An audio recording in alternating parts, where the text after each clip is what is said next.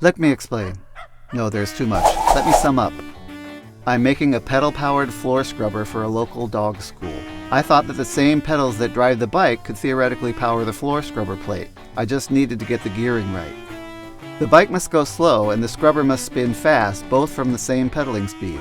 So the rear drive wheel is small, which drives the bike slower and makes the contraption shorter, which also affords better traction on a wet, soapy floor. The tiny back wheel needs a huge back sprocket, and the crank needs a very small super granny gear to drive slowly enough that the scrubber can do its work. After assembly, I noticed how warped the frame was. The rider actually tipped it over. I had to straighten it out without cutting my welds. So I used the biggest bar I have and give her till she straightened out. No floors around here are actually level, certainly not at the dog school, so the scrubber section is hinged to the bike section to accommodate the uneven floors. There's a strut from the front of the bike to the top of the scrubber to keep it rigid or to hold up the scrubber when you want to move the bike but you don't want it to scrub as you go. Then I had to make the scrubber plate with its pulley. The drive pulley part of the scrub plate is inset 3/4 of an inch to guide the belt.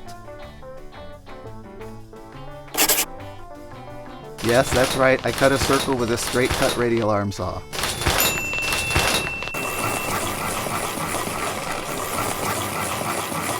It also has shallow cross cuts that are filled with hot glue to create more grip for the drive belt.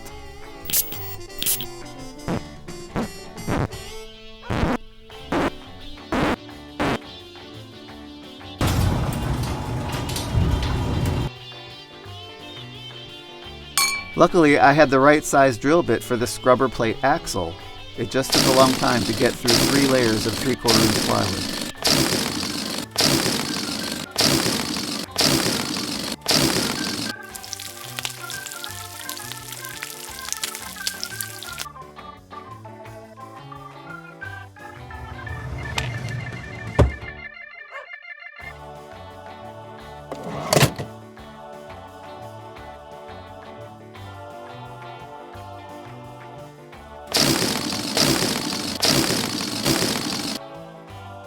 The flange screws were too long by just that much.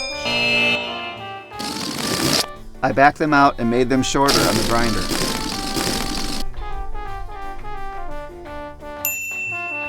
Then added 8 scrub brushes that will do the cleaning.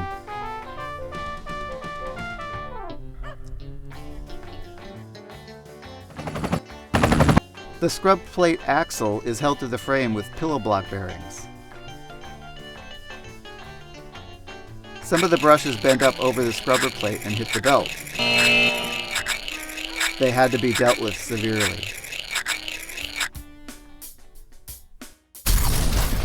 An adult bike wheel drives the scrubber by a belt around its rim. There is friction tape on the wheel to grip the belt better. A derailleur is used to keep the chain at the optimal gear. There's no shift lever for the derailleur. Instead, I wrapped a wire around the actuator and twisted it until it reached the optimal gear. It's a regular freewheel, meaning it will coast when you stop pedaling, but not very much if the scrubber is engaged.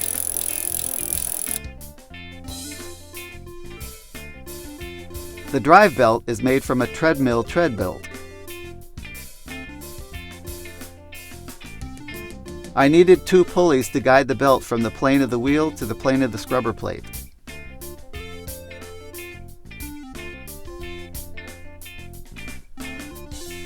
I didn't have any pulleys that would fit, so I made them.